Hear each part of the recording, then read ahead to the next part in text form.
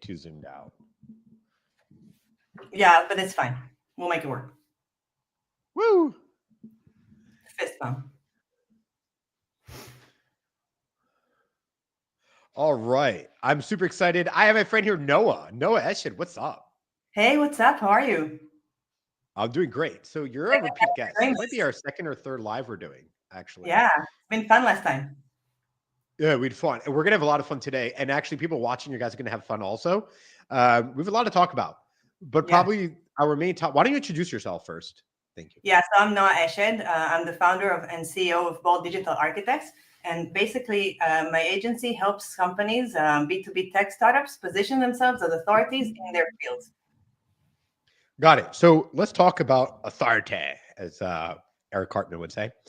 Uh, you must respect Noah's authority. So what is authority? Wow, that's a philosophical question almost, isn't it? But yeah, seriously speaking, authority is the perception that you're an expert so that you jump top of mind in a certain niche, in a certain industry, and are trusted as an expert in such. Okay, so let's talk about trust. How do you build trust? Or actually, let's take it from the endpoint perspective.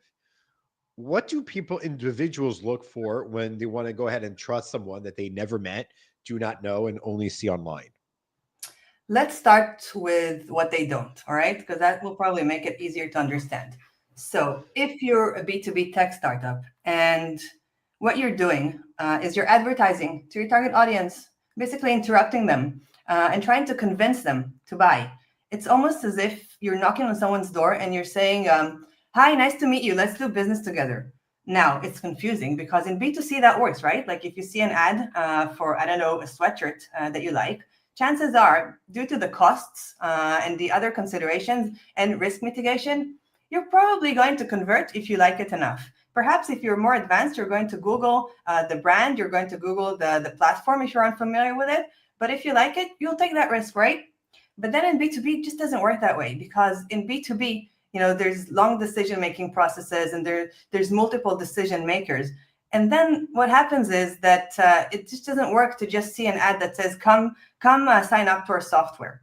And then what happens is you need to establish authority and trust. And what you do, the way to do that is to be consistently online where the target audience is in a way that basically you're creating a quality presence by creating valuable content, by adding value, and as a mindset, by seeing your target audience first and asking yourself what they need, what job you're helping them get done, what are they going to hire you to do?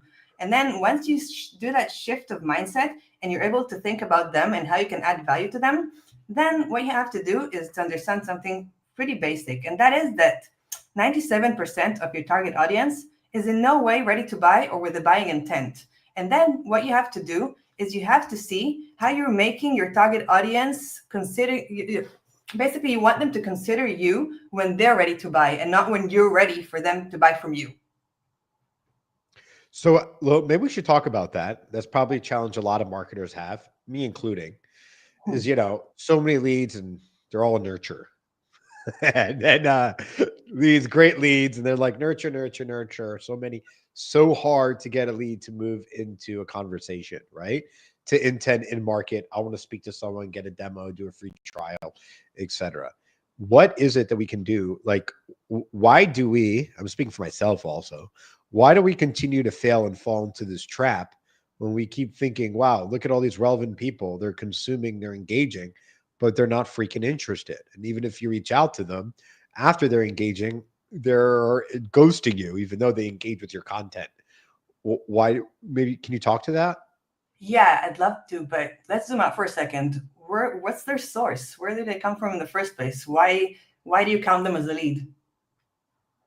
Well, I mean, there's two ways to look at it. One, I mean, if let's say their leads coming from ads or even their website, let's say they downloaded something that's gated, even if it's technical and low funnel in a sense, not mass market for your industry. They filled out their information. You look at their LinkedIn, they're the right person at the right organization. Everything seems perfect. They might even downloaded two things over the course of a month. and they don't want to get on the phone with you. They don't, or they won't want to learn about your product. They're like, and so it's like they're giving all the signs with the exception of requesting a demo.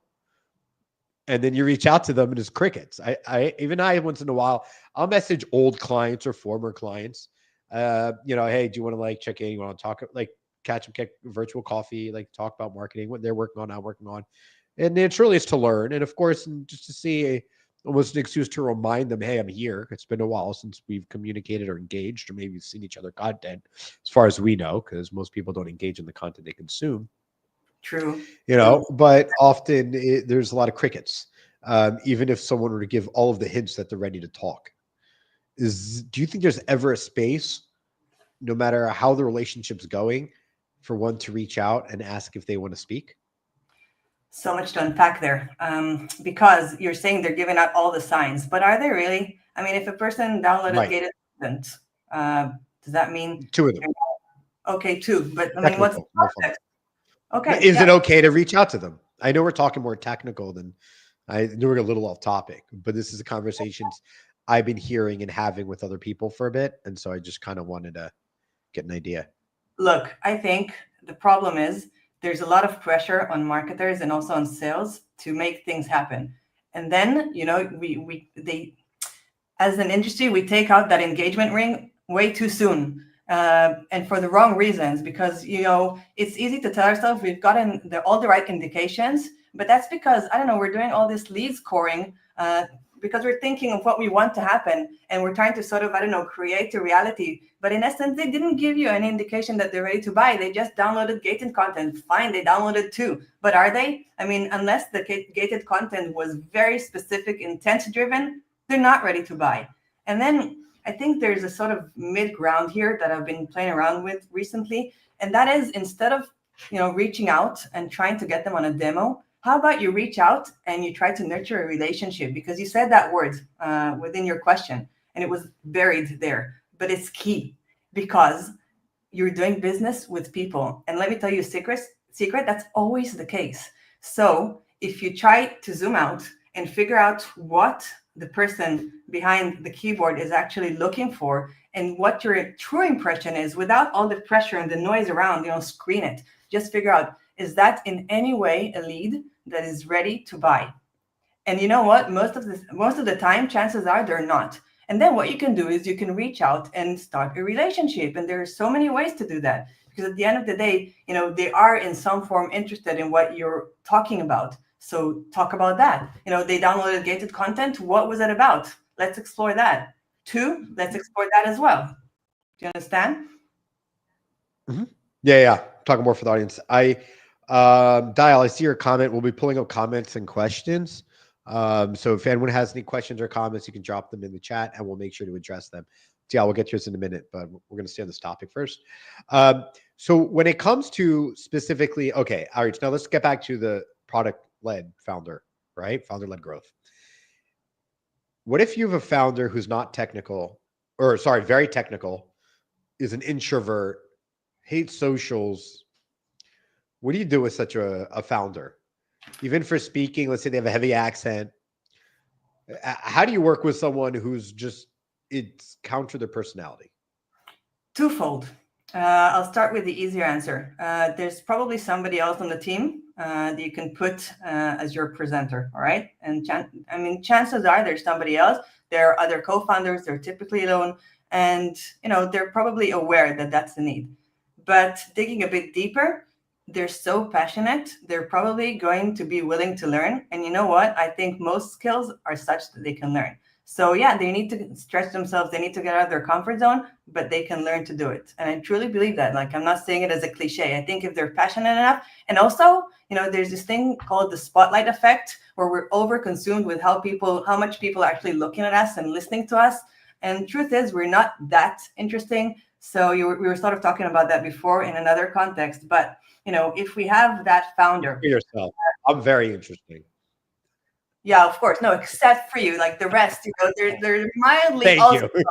all right? So basically what I mean is that we're taking ourselves too seriously, okay? And the founders, I think that it's very good that they take their startup seriously, but I think they're also allowed to give themselves permission to make mistakes, and it's fine. At the end of the day, if they go on interviews, if they go on podcasts, if they start taking stages, that's going to be what people remember. And of course, I encourage people to actually, make sense. But I want to assume that we're talking about people who are actually experts, and then it's all about removing barriers. And some of them are mental, and some of them are technical, and some of them are Wait, professional. let's slow down. There's a lot. Let's slow down. Let's slow down because I disagree with some things you said, and I want to unpack it. That's But not. it reminds me of my 13-year-old. Right, I have a 13-year-old daughter, and she's always. I mean, it's human nature, is what you just said, but it probably comes out in teens a lot more, where they're so self-centered, and these smallest things that you and I know as parents are like a joke, but it's like their entire life. Of And course. her whole thing is what people are thinking about her or saying about her or everything, or is her hair perfect and her nail, like every little thing. And she thinks every little part of being judged. And my wife and I try to say, Yamima, no one's like, as awesome as you are, no one's really caring or paying attention to you. You know what I mean? Even we don't pay attention as much as you think your friends do. And we're your parents. So it is a fascinating thing, which is why I always tell people, like, it's okay to screw up and it's okay to make mistakes. And the people that don't, they'll just be like, oh, dude, like, if you're just like cool about it, people roll with it. And it's actually ends up being a plus. It demonstrates like personality depth and like you're interesting if you can make mistakes, or if you say stupid things and you come back and you apologize and you clarify. It shows that you have kind of depth and thought to you, as an example, because we all do or say stupid things. And I think we're worried that we think, like, I think a big component, how many think of this, right? I think there's a big, when it comes to leading a brand or a vision, especially as a founder, we think too much, I think, in the terms of how we consume social media. Over polished, over perfect, everything looks great, no blemishes, no stuttering, no accent. Everyone on camera, we tend towards good looking people, right? Da da da da, etc. Let's be real.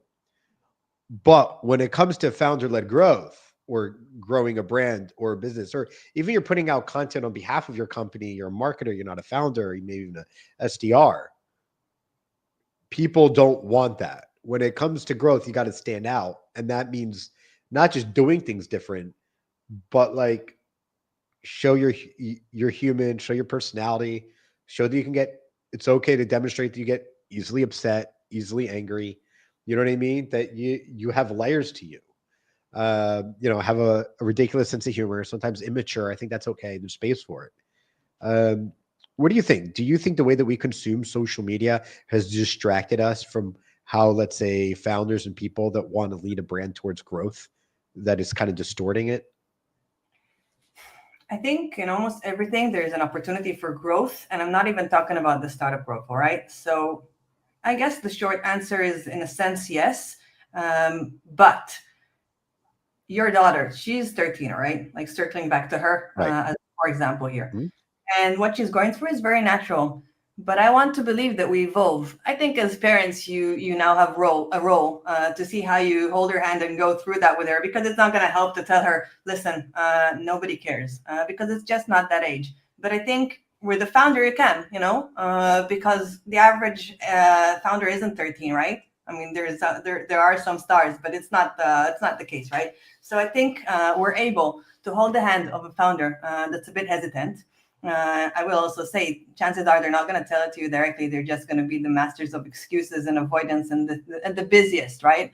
But that's also our job, to just identify when we're taking on a tour, ending in the same spot, right? So I think yes, perhaps social media can be a problem. I think it can also be the solution, because at the end of the day, there's all these filters and all this vision, and success is portrayed as something so narrow that only some are made for. I even have an entire podcast just around this. And I think the reality is more complex. And I genuinely believe that you can't fit in and stand out, right? So the people who are genuine are the people that other people are going to want to work with. And the people who are polished and sort of way too politicians, I don't know. I don't want to work with such people. I want the perfection of imperfection. The perfect. Okay, I like. How about the imperfection of perfection? So, okay, let's. There's something I kind of disagree with you that you said a few moments ago, a few minutes ago. All right, you said, or maybe you implied it, so you can correct me. That what we're look that really anyone can be a leader, product led growth for their company. Founder. I guess founder, yeah, sure. I keep saying product. I've been doing some product marketing. I disagree. I think there's a personality aspect. I'll give a small suggestion. How I see it, right? I used to strongly encourage my team to post on LinkedIn, whatever they Hmm. wanted to post about. And what I learned was I couldn't. The extroverts will post, the introverts won't, basically, in short, right? Those that like socials will. If I push them, I encourage them, it'll come from them, and they will more than they would have had I not encouraged them. But half the company will never post. Always true. Um, Your company. Say it again, Wadi. Always My true. company. Why? Honestly, I think it's misalignment of intent. The Some team members just don't have the same incentives because they're in a specific position, because they have to overcome too much internally, and they don't have enough motivation to do that. And the reason that I believe that founders are a different use case is that if they're motivated enough to succeed, they'll do whatever it takes. I I think you're being too generous to the human spirit. I think people are far more diverse, and I think there's certain things, no matter how much you incentivize me, I will never do. Like, you know what I mean? So On the just other end, what's say it again. what's on the other end. Of course, I'm not saying, hey, look, I'm not saying I Noah nor anyone else can now make you do anything. It's like, think of the yakuza in Japan. Some people are going to be manipulative and make somebody stab themselves, right? I'm not there. And also, my answer started with take someone else. I Well, was gonna say I don't want to work with you if that's the case. creepy. But honestly, like my first answer was It would take. make it would make good content. Let's be real. It's good content. I mean, look, they made a brand out of it. No, but really, look, I'm not We're saying on it. this thing. What I mean is that if you can just crown someone else, we're not, the startup, unless the startup is about, self fulfillment and growth, then you're looking for the simplest path forward, right? So if you can take Yeah, but somebody what else I'm the star, make them the star. I'm just saying, if yeah, there's yeah, no okay. So that's what I'm gonna say. That's what I'm gonna say. If you can't, even though if the incentives are aligned and they've all the reason to do it and all the help and the support, some personalities don't. Just find the right personality and give them those incentives. That makes a that's lot the more first way sense. to do No. it. I'm just saying, if you look left, if you look right, and nobody's there, then Mhm. it's time to look at yourself and ask yourself, as a founder, am I willing to do what it takes? Because do you really believe that there's one B2B tech startup that is able to truly scale without having a face to it? Mhm. That's a good point. I'm gonna ask you in a moment what it takes. Before, let's put up Dial's question. Was here for a while. Dial's got a question for you, Noah. What's the number one mistake you see B2B tech startups making in the marketing strategy? That can they fix it? I think it's what we opened with. Thank you, Dale, for the question. I think it's what we opened with. I think it's spending a lot of money trying to sell to people with zero intent. I'll be generous and say even 2% intent, all right? But basically, you're just interrupting because you're thinking about yourself, what your startup wants, and you're not thinking about where they are, what they need, and what their intent is. And that can be something that's nice to know at some stage, but it can also be the difference between tens of thousands of dollars a month that you waste before, and you'll be able to validate this, right? How much can companies spend if they're stubborn? It's the same as the Hey, same. or the opposite. How much will they not do and not spend because they're Oh my stubborn? God, Also, that's an entire podcast. We should do that. that's just the stubbornness of marketer. Yeah, Got or so many things I founders. want them to do, but yeah, I got to see how I get people to do more of the things that I envision. But yeah, that's what I think. I think that at the end of the day, they really put down the drain a lot of money that could have been used to actually position themselves. Awesome. Okay, so what does it take for founder-led growth? What would you say if the founder's interested? If let's say they have the right personality, hypothetically, right? Let's roll with it. They have what it takes. They may have never done it. They don't have the experience. What does it take for a founder to lead growth? And let's talk from a perspective of a marketer. So your Yeah. job is to drive growth, right? And you're going to tap into the knowledge and expertise of a founder. The founder is no superstar. No one knows who he or she is. They're no Elon Musk or someone that's a celebrity or whatever, right? There's no one knows who they are, not even in the industry. It's a in short, it's an Israeli startup. How does the marketer get the founder to get involved and to help lead in growth and marketing activity? So the marketer can actually take on most of what's needed, by the way, which is good news, right? No one size fits all solution, sorry, folks. So it's not like one prescription that you can just apply, copy, paste, templates.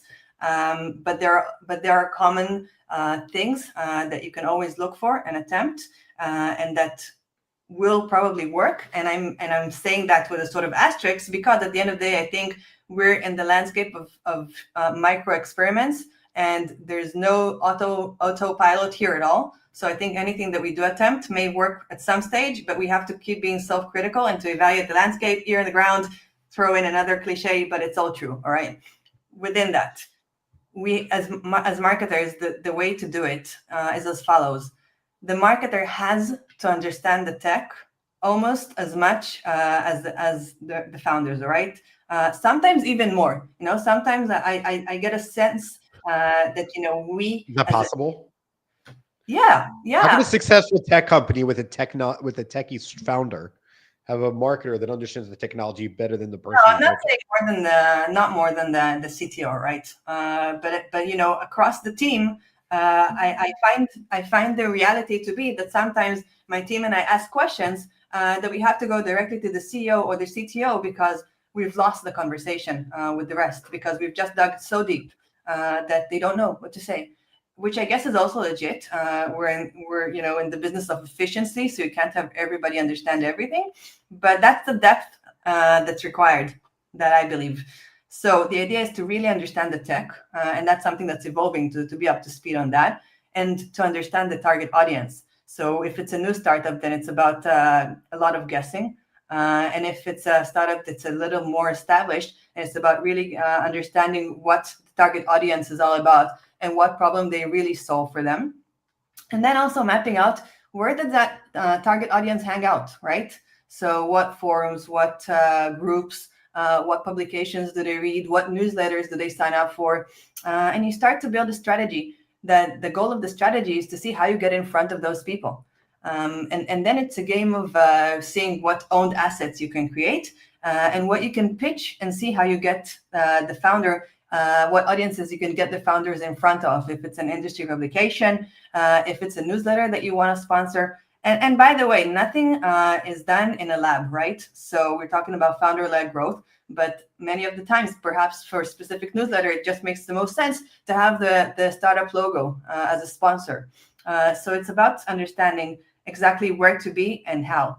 Events, that's an entire topic, right? But to see how you can leverage events. For example, I think a lot of startups don't truly leverage events because they're busy, because they don't truly get the potential. For almost every B2B tech event, you have an ability, whether to sponsor or to submit a potential keynote. Now, the potential of the founder getting up on stage at such events versus walking around trying to get meetings is dramatic, right? So it's really about identifying all the channels and all the opportunities and seeing and asking critically, how can we get the most of this? And then taking it from there. And then at the heart of everything, it's about creating quality content. But many times the founders, even if they do write, it's very hard to actually read, right? Because they're not content writers, and you have to make it human. If it's tech, you have to dumb it down. We really need to take the content to what's called the flesh. It's one tool, right? The Flesh Kincaid test. You know it? Readability. You No. have to, okay, so people can just Google it, Flesh Kincaid, and they can Or see you there. can tell us what is it? Yeah. No, I'm saying you can Google to actually apply the tool. Of course, I will tell you. I'm saying it. I was I will say, okay, yeah, go ahead. Sorry. you paste the content and you get a score of readability. you want to get your Uh, content to be able that your daughter should definitely understand the content at 13, but also a 6 year old should probably also, right? It's like you want, I don't know, you want like a third grade level of writing yeah, because yeah, yeah, totally. otherwise, you know what? We're so in love with ourselves and we feel so smart, but we've lost everybody along the way. I remember also Yep. I studied law. All right, I think as Uh-oh. as Mm. Israelis we have a bit of an issue with that, with being Yes, I approached. agree. So I studied at the Hebrew U, and everybody was so smart. And you read what people write, and you have to read everything a few times. I was part of that, right? You read law reviews. You even read court decisions of Israeli court decisions, and you have to be a professional to read them. And I think part of it is a bit of we want to feel important, but we lose people within that sense of importance. And try to read the American court decisions. See how approachable they are. It's the court of the people. And the same, try to read founders, American founders. I think it's taught differently in the US.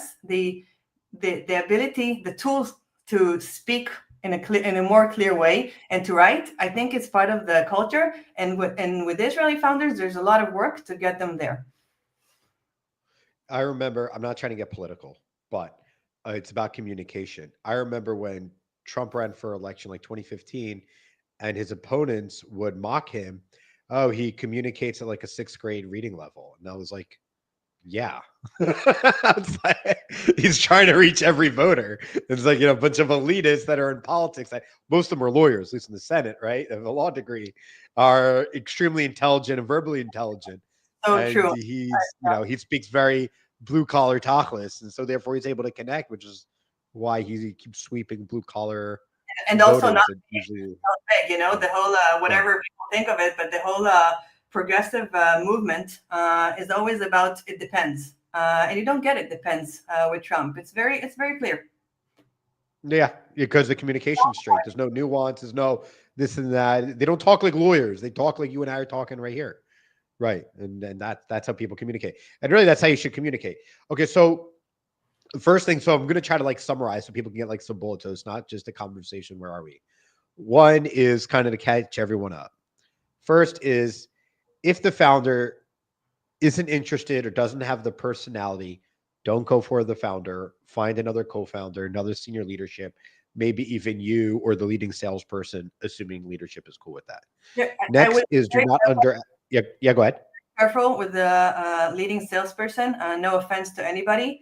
They tend to do more of chapters in their career, so they're semi guests in their roles, and that's a lot Correct. to build upon because you pull the ground out of that, and you have to start from zero.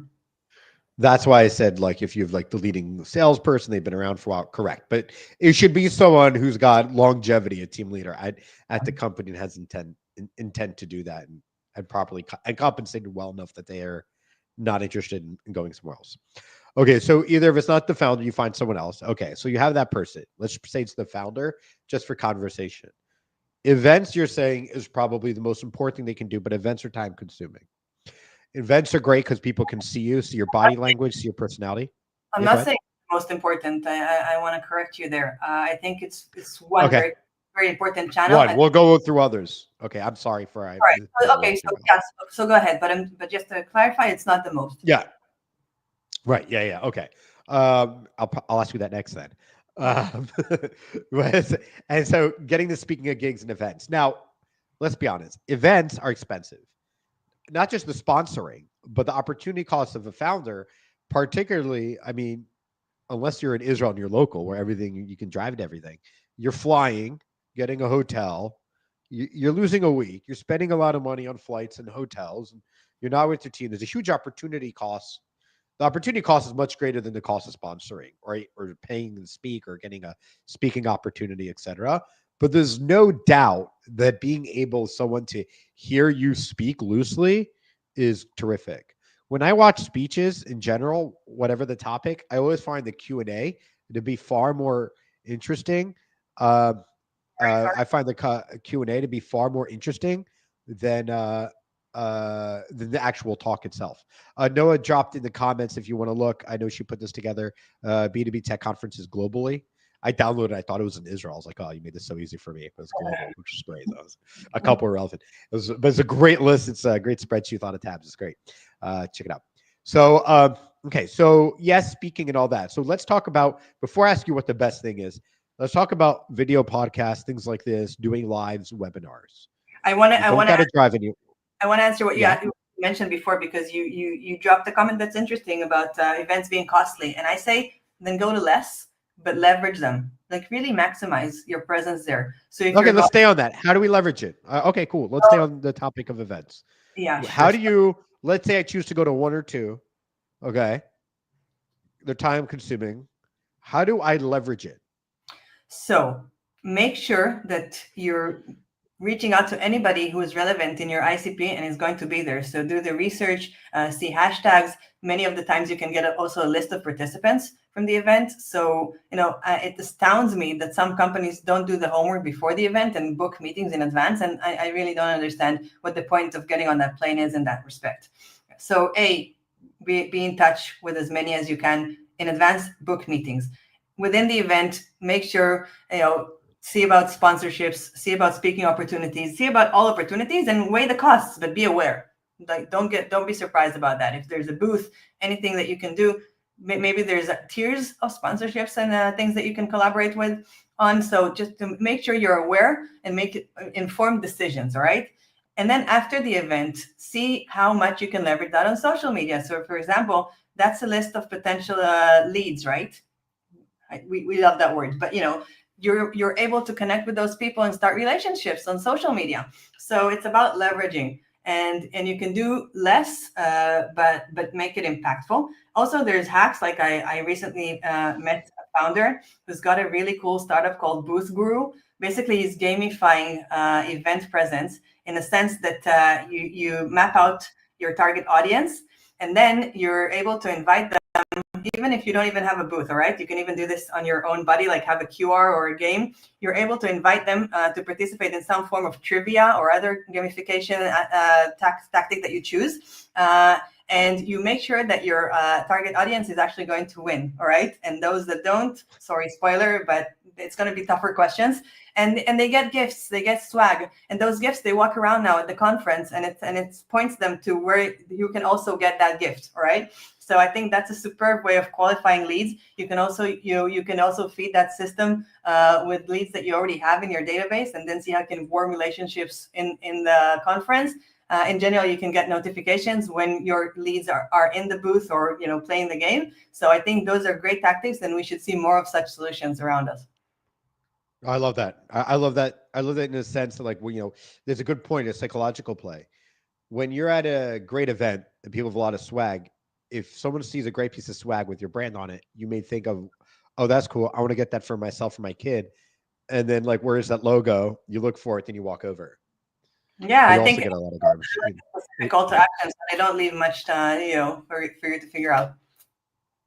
Yeah, I just go with quality whiskey, but okay. I'll be at Cybertech if someone wants to come and say hi. Might as well do the plug, was relevant. Okay, so let's say, okay, so we're at events. Leveraging it is book meetings in advance. If you can try to gamify it, if you have a booth or a way to network and connect with people, something to hand out, that's something terrific. And you recommend that. I love that. Okay, And what speak. is, back to the question? Yeah. Yeah, what, at to speak, of course. What is, by the way, oh, another thing I want to say something actually about speaking. If people come up to you after and want to talk, address everyone's question. This drives me nuts. You come to an event, whether you're sponsored, even if you're paid, right? And then you want to go. People are coming and paying for the event that pays for you to come. They're big fans. They follow you offline. Let people take the selfie. Let them ask you a question. Make sure you put time aside after you talk. If anyone wants to come up to you and talk, don't just bounce. Don't be a douche. When you're ready to leave the stage, say, walk over to the side where people can see you, or near a door. People can come and see and follow you and talk. Don't be, as Noah says, don't be a douche. You should trademark that, by the way, Noah. Don't be a douche. I wish it's not And tell mine. people come talk to you after. What? I wish it's not mine. Yeah, there you go. And so they, anyways, it just drives me nuts. Like, people who want to talk to you have no idea what they're going to come out to say. Some of them will waste your time. Some of them you'll really be able to help. Some of them will be interesting and fascinating. Many will challenge and add layers to your presentation and your thoughts to help you improve your presentation, and that you can then bring into conversation, sales calls, etc., networking But meetings. also, you Okay, don't know yeah, who's there on the other end. This could be a potential customer, and it could be a friend of a potential customer. or an So, investor, a potential investor, yeah, what correct, or a walk distributor, away. or a retailer, or right. It's just arrogant. I don't like it. Like, don't. Why I do that? it drives me nuts. I recently spoke at an event with the panel, and whatever people coming up and speaking to me, and you could tell like one person he was just trying to leave, No, and no, it it's not. was like, No, and you why, know what? I why? also don't take. You can't say you're busy. You block out the time after the event. It's basic. Don't Yes, just to be clear. right after. It's not a good excuse. It can be an Oh excuse. wait, can we stay on this topic for a minute about events before we move on? It's a little off topic, but it's relevant. At a lot of events, there are cocktail parties in the evening or certain like party that's that, and there's all kinds of people there. Overwhelmingly not relevant. You don't know anyone.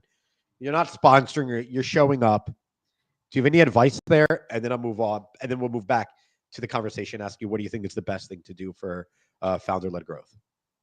What I want to say is pretty basic.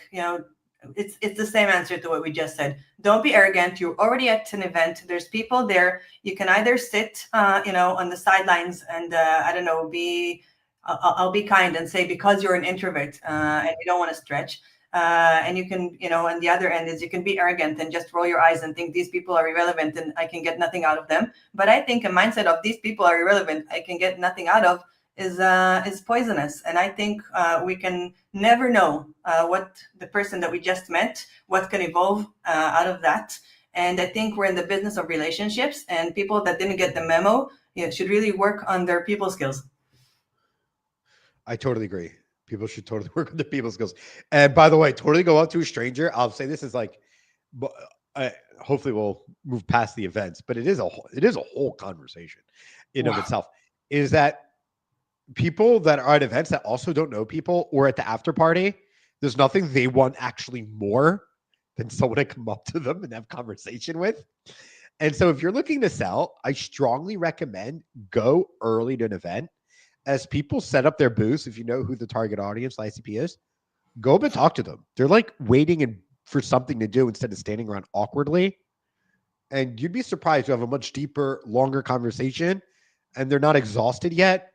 So don't show up late when everyone's there. Show up early when no one's there, and people are desperate to not look like a social fool. With being socially anxious. Okay, Yeah, we're done with events. be the Michael Jordan of events. Show up early, practice, be there on stage. I'm telling you, dude. If I told you the hacks I did, I'm almost embarrassed. But it's okay. I'm going to do them again at CyberTech. I don't Oh, want sure. to, in case they're watching.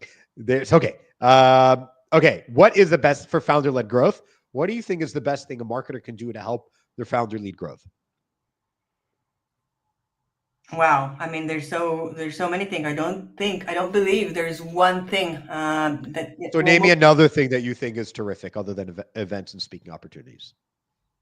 I mean, the heart of the tactics and the strategies that I work through is content. Okay, so create content consistently. Don't be again What's spotlight. consistent? Hold on. Let's talk about what's consistent. Let's see your B2B tech. You have long sales cycles, long marketing velocity. What is consistent? What's that mean? It means that not a week goes by that you disappear, all right? And then beyond that, it can be expanded. But you cannot just get off the radar. You have to be on the radar, and sometimes that's frustrating for many reasons. One, most of the people are silent observers, so you don't get a lot of engagement, and that can be discouraging. Tunnel vision, keep at it. You need to focus on quality and on adding value and shifting the spotlight from yourself outside to your target audience and to see how you can help, and just be consistent about it, but also don't get paralyzed. At the end of the day, people are so afraid that they're going to say something wrong, or they're going to write something that's not good enough. And I say, it's fine. Like, you can always take it back. And we can't be afraid to publish something. And, your content at the end of the day is going to, I'm a lot with at the end of the day today, but people are going to be scrolling the feed and hopefully they will see your content. And the best way that you can make sure that they do, for as much as things are under your control, and hey, most of it isn't, is to be there and to think about your audience and to think about adding value. Because I think all the rest, all these LinkedIn algorithm reports and stuff, I think they're not the point. I think that if you're consistent and you have the right mindset, people are going to see your content. And I see all these founders come up to me and say, you know what, I didn't know how much people see my content, but people come up to me and they talk to me about it. And they didn't. Isn't that crazy, by the way? Isn't that nuts? And they will never engage with your content either. They don't. I know there's I, this hack, but it's not. the It more does. relevant the audience, the less they engage. Right. It's just the harsh truth. But then you have to still be there, and you can look at the analytics, and you can see that your reach is growing. There's indications to this, but you can't let that get you off track. You need to just do it. Totally. I agree totally. Is there such a thing as being too visible? I've heard that. I think there's definitely such opinions. People do think What's that. your opinion? I don't know. I don't care about other people's opinion. I want your opinion, Noah. Can I you don't. be too visible? No. No, you don't think No. so. I agree, by the way. There's no No. such thing as too much. Okay, you can be too visible with the wrong content. Again, if you're interrupting, you're too visible. Don't interrupt. Are you talking? Did I interrupt you? I'm sorry. Um, I know I did earlier, actually. Okay. What do you think? Just quick question, because I actually saw this in the WhatsApp group, and I feel like everyone was saying one thing and I disagreed, but I was too lazy to get into that battle. See, silence. Quantity, quality over quantity, thoughts, or quantity over quality. I know both, of course, but you know what I mean. I mean, I mean, of course, you want to aim for quality always, but you can't let it paralyze you. So, there's a saying about design.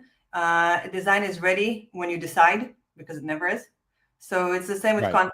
You can't you can't overthink things. So you need with time to strike a good balance.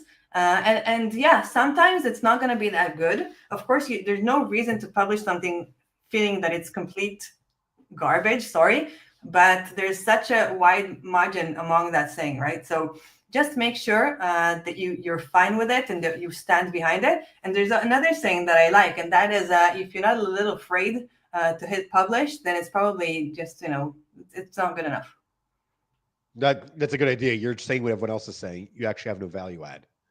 No matter how quality you think it is, you're not interesting if Yeah, you you want to if you're stand out. So if it's going to be, we're in an era of AI, so you don't want to be another Chat GPT, content. right. Well, I'm seeing more of that. By the Yeah, way, my favorite is people think that we can't tell that it's written by ChatGPT, which makes me not want to engage or let alone unfollow your page, which and is now nice. we also see it in comments, right? So now bots are commenting on our content too. I Yeah, think I it's commented. I was like, I appreciate your response from your AI bot. I reply. Then they delete it because they get the notification. They're trying to do it at scale. good. Uh, okay, content. So we got written content, we got lives like this, we got webinars, we got when But you film something. You're a marketer. How should you go about pulling content out of your founder? um, Like, let's say you go, you got it, you have the budget. Hey, founder, we need you to do some content and stuff to help lead it. You know the company, you know the brand, you're the chief salesperson, as an example, right? And he's like, okay. bad start, She's like, tell but me what to do. What do you it's like, let me know. We have a meeting next week. What should you pitch? Give me one or a couple of things you should pitch to fun our founders founder work who's that out. open to it but's never done it. Okay, I mean, there's so many ways, and it's all personality oriented, and the market should be with the lead, and probably the quickest way to get feedback is to just start churning out content, and then they're gonna respond, and you're gonna be able to get the conversation Wait, going. hold on. If you or I or any individual is putting out content on themselves, that's terrific advice. But if you're going to go to someone who never puts out content and is willing to, Mhm. is not going to be interested in putting out something that they don't feel comfortable with, wait for the response or even Course, criticism, of because course. then they're less likely to do it in the future. They don't feel comfortable. The brand, the company represents them. They don't No, understand that it's okay to screw up and people forget about you tomorrow. no, we're not on the same page. I don't expect them to write one character. I'm saying the marketer can get the content ready, and because exactly for the reason that you've just listed of them not going to be agreeing to publish anything they're uncomfortable with, now you're going to get the feedback, and that Oh, is you get the feedback from the founder, not from publishing and getting feedback from the gosh, audience. I no. misunderstood you. No, Oh, the wait. Oh, yeah, go founder, ahead. and that is in the case where the founder is seriously the example of, yeah, we're going to start publishing content. Okay, but they're probably going to be a little more cooperative. And if they're not, that's a different conversation because that's harsh. But I think there are ways to make to get the ball rolling. Yeah, totally. Yes, there is. Okay. So let's say what we're doing. I got a meeting with my founder next week. She said, yeah, she'll do things. She's open, come with some suggestions. What should I bring to the table when I meet her? Should I pre-write content? Should I have a script and come with the camera? How do you get them to do things, and not just to do once, but you want them to feel good about it after they're done and after it's published, that they'll be open to you coming back next month and saying, let's do some more content, right? So, because we need the whole thing in mind. We're not just looking to cash out once and helping our founder. We need ongoing content, and we need to build that relationship and that trust that they're willing to do that. So, what do we bring to the table to help the founder feel comfortable? From my experience, there's not going to be a situation where, you're going to come with ideas and publish once and then they don't return, right? Because what you're publishing is supposed to be something that's an outcome that was agreed and that they feel comfortable with. So then it's tactics. You can come with a list of ideas and get their expert opinion on. But again, the more that you research the company, the product, the target audience, then you'll be able to come up with ideas yourselves, and you can really get to a level where you just send the copy for them to read and approve. And you know what? I'll tell you something. At some stage, they don't even need to read because you've got such an efficient system going that after a while they're just going to be trusting you because you've proven that you can do it. And then within that, of course, there's things that you need them for, and I'm all for that. So you want them to keep you in the loop of what happens in their day-to-day meetings that they go to, anecdotes, events. You want them to cooperate, and then also you do want them to create videos and stuff. There is a hack that I've got my eye on, but I feel unfortunately that the tech isn't quite there yet. But potentially you can get them to do an AI avatar, and then you can also create videos of them. I tried that actually for myself, and it worked quite well. But for clients, I never. Uh, Show us. Could you drop a link? Sorry. Can you show us? Where do we see this avatar of Noah? Oh, you can find it on my profile, no problem. Oh yeah, I just gotta scroll. So yeah, it's easy. And I say it's my AI avatar. But then for customers, I like after I did it for myself, I told a few customers, listen, we've got to do this. This is amazing because I can scale video content of you. And I'm happy to say this is an AI avatar, not the point, but people can relate to video. We know that video is good. Video works. So Right. I really wanted to do Right. that. Then I got all these like really cringy avatars, which due to some form of denial, I still tried to make happen. Way too pot committed, but I have to say the tech isn't quite there yet. But I think we're very close to it. So that's going to be something that a marketer can then they don't even need the founder for that, right? Okay, so what do they do? They take their text and then they upload it into the avatar, and it looks like they're talking. Theoretically, it just doesn't really work. But yeah, you basically to create an avatar, you really Theoretically, but it doesn't work. sorry, that's the case. I mean, for me, it worked. It's like people were telling me, "Oh my God, it's an AI avatar. It's you." But then customers sent me, their AI avatar, and they seemed fairly robotic, and like, everybody had a British accent, but nobody does. So it was weird. Right, right, right. I also think there's a lie about people liking British accents. I think I'm the only person. I think it's a conspiracy. A lot of these AI tools are overrated. They're a lot of hype. Yeah. Currently, it's clearly they're going to get there, but Oh there's a God, lot of hype that they're ready now. It's it's just so like close. it's good to test and play with these things and find them or follow someone who's playing with them closely.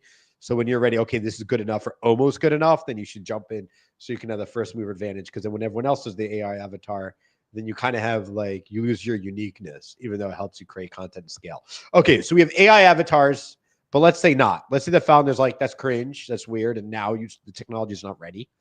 What do you recommend? Do we just write things and get them to read it and approve it, or get the CTO to approve it and put in the CEO's name? Do we get them? Do we try to? Do we say, how would you work with your founder? Would you try to find 5 podcasts they can be on, give them a list? Would you join any of these? Like, I don't know what they are. I don't like them. I don't like being live. I don't get control over the editing rights. How do we do that? I mean, all of the above. It's a matter of an industry. If the industry, it's a matter of the personality of the founder, and it's a matter of where the ICP hangs out. Simple. So your strategy in the Okay, tech. let's say we're B2B tech software selling to enterprises in America. Let's say cybersecurity. Where do they hang out? I don't know, the B2B tech, X, LinkedIn, Reddit, right? They might use other platforms, but they're hard to target. Um, What do you recommend? to dig deeper, what newsletters do they read? What opportunities are there to collaborate through those platforms? What podcasts do they listen to? And then there's a hack that I talk about a lot, very completely underutilized. But what about starting your own podcast and inviting your ICP to speak? And Oh wow, just consider I've how. never I've never considered that. Thank you. So you can vouch how significant it is for the relationship building. What happens after you interview your ICP, and how much you can leverage that versus all the other tactics of cold outreach. So that's a Oh, great way. totally. Because That's a great right, way for to. people that don't know, especially like because what happens is after you're done hitting record, or in this case, when I hit end stream, Noah and I are going to hang out off camera, and we'll have a more candid, private, professional conversation. And I'll have that with anyone I have on. So sometimes giving someone a spotlight because no one else will, or they don't know how, and people are happy to push themselves a little bit out of the comfort zone. They're happy to come on, and then you can have those conversations after. Totally, it's a no brainer. It's So, beyond. so you're saying should you set up a podcast for your founder? I have follow up questions because I think I know where the answer is going to be. I'm asking only for the follow up question. I'm so impatient, Uh-huh. or not. I guess not patient. You set up a podcast for your founder, laid about the subject that's interesting in their ICP. Great. Now the founder's time, it's very valuable, and you post podcast one, 3 views. All 3 are employees. Let's be honest. You don't tell the founder that. My time is better spent, he or she says. I How don't do you like. get them to come back when you literally get no views for a million times? Because who cares how many views that had? He just sat down with his most potential, like the dream customer, and spoke Right. with him and got a relationship with him or her started, and he cares about how many views. Why? Of course, because they become insecure. I'm going to have them on and they're going to know that there's no views. Or why should Good I to continue this know. podcast? My Right, good. ICP won't want to be on because no one's going to see it. You know what I mean? Like, I yeah. mean, okay, I mean, there's really good therapists for such things. It's not the point, all right? Like, they don't, I mean, if they're insecure, they need to work on it. It's not the point. If they just sat down for 30 minutes to an hour with their target audience, and what they care about is how many views that had, they really need to look within and understand what issues they're now dealing with. Yeah, but everyone has those issues that aren't marketers. We all do. Look, That's you what. and I, we throw ourselves out there and we don't give a shit. Okay. I can't tell you how many people I reach out to. I know this is alive. What if I say something stupid? What if I look dumb? What if I No, take come on. anything I from am me? in They want no to use way. this, so they're I not going don't. to do live. I do not disrespect that. I completely understand, and I'm empathetic to that completely, and especially since it's not what they do, and they're now pushed to a stage, and it's so uncomfortable. And I'm not belittling that at all. The only thing I'm saying is that we have to understand how we're measuring success, and a founder that gets an opportunity to sit with their target audience and turn them into a customer. When you say they're busy, yeah, that's the most important thing they can do. They can now get money into the company. And B, it has zero meaning how many people watched. Add to that nobody knows how many people watched, and it's a closed cycle that only benefits them. And then if they want to feel more, secure about how they speak on stage, I encourage that. We all have issues, all right? It's fine. And Oh, by the yeah. way, I mean it's part of what my podcast is all about. That there's this perception of success, and that only some people are born for it, and the rest, just weren't meant for it. But it's all about overcoming challenges and Nothing is easy, okay? And even when it seems easy on social media and through filters and through the media, celebrating success of a funding round, the God is in the details, and things aren't really that easy. And the best founders overcame so much. So it's all a matter of understanding that everybody is dealing with things, and it's how we now decide to tackle them. Amazing. All right, let's go to this question and we're going to end. If anyone has any other questions, drop them now. Mr. Punjabi, which is the best last name, except for mine. If a founder has to start posting online, what sort of content should the founder focus on? Keeping in mind that the main goal is purely generate leads. So if the focus is lead generation, what should the founder post? I mean, it shouldn't be the KPI. Okay, so maybe they need to start by aligning expectations with the marketing team, and in general to see what they're expecting versus the Done. potential That's outcomes. I agree. If you're posting online, if To you get want leads. lead gen, do ads, or maybe you can do outreach, which I know you said right. Is ICP ready 3% of the time, maybe, but right because it's a numbers game or whatnot. But if it's not that, then it's not, and there's misalignment or understanding of getting the Yeah, founders to understand marketing, which is very hard. There's a lot of, by the way, I just want to say I empathize with these founders that they're often technical or they have a burden of a burn rate, founders aboard often, investors, co-founders, and then they want to pay your payroll and they have a huge burden on them that keeps them up at night. It really does. And when anxiety. they're pressuring you for leads, it's really important that you empathize. It literally comes from a point to keep the business going and continue paying you. They don't understand marketing. Fine. That's why they hired you. But understand it's your obligation to communicate and set proper expectations and understanding with them. Sometimes, what I recommend if you want to bring someone like me, an outsider, on to explain it, because they might trust an outsider objectively more. But this is good shalom bite marriage advice. Your spouse will listen to you, but if it's the same thing comes from a friend, they won't listen, right? Uh, so sometimes if you can get someone, if you want me, I'll talk to them or something. We By can the do that way, too. there's a Before we sign off, no, yeah, go ahead, Noah. there's a great book by Marcus Sheridan of the agency Impact called "They Ask You Answer," and one of the things that he suggests is to do just that. If you have a problem getting buy-in from management for stuff, then sometimes it's best to just bring somebody from the outside to back you up to help explain. Correct, because because we have principal agent problems sometimes. Noah, before we end, what else do you want to? Anything else you want to share with us about founder-led growth or anything like that that you think that people get wrong? Any misconceptions? Do you see people doing things that you're like, please stop doing that? I mean, I think we've covered most of them. It's about spending money in the wrong places. It's about misalignment of expectations and expecting to get leads and interrupting people. And it's important to understand sometimes with your ICP, you get one chance. So if you're now forcing something that's just not ripe, then you can lose them. And then I guess You're saying when they are ripe, they won't have you in mind you want them to have you in mind. Yeah, I mean, if you lose your shot, it's going to be much more difficult to fix. Yeah, when they're ready. Okay. yeah, Yeah. sure.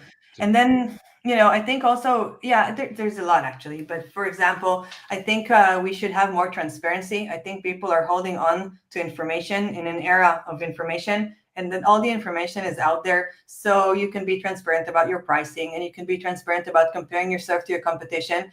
And a notion that you need to hold information to yourself is really harming you. So be transparent, add value, and I think your competition is going to win with or without you. So what about making them co-opetitions? That's cute. I love that. I'd like to end there. Noah, people want to stay up to date with what you and Bold are doing. How can they obviously reach out to you on LinkedIn or an X? You can message me and I can connect you to her. But if you want to send anyone, oh, and in the comments on LinkedIn, if you want to see the global tech conferences, B2B tech conferences, she Yes, and has a also link from her website. I write regularly on And say it again. I write regularly on Forbes for the Forbes Business Council. So at least once a month I publish there. And I have a Substack publication called No BS B2B Tech Marketing Tactics and Strategies. So I encourage people to sign up because Amazing. And because it's exactly where can that. we find this? In your LinkedIn profile, or where can people find these resources Yeah, to it's on my continue LinkedIn and stay up profile to date? on the website. Terrific. And if you have trouble finding these things, you can reach out to her directly or to me, and I'll connect you. Noah, thank you for coming back on. It's been too long. Well, I'll Too see long. you in real life sometime soon. We got to make it. Thank you so much. Thank you for everyone for watching. And we have another one scheduled for next week. So stay up to date. Everything for marketing here from Wadi Digital. Thank you, Bye, everybody.